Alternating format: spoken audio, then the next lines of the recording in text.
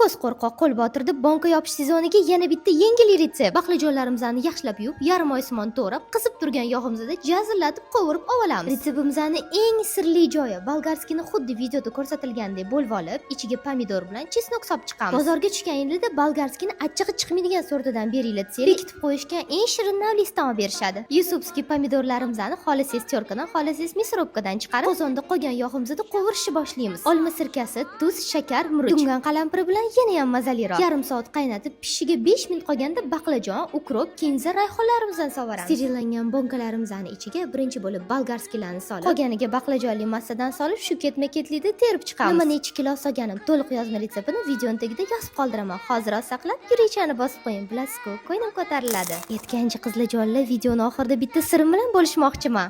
Mazasiga gap bo'lish mumkin emas, olinglar.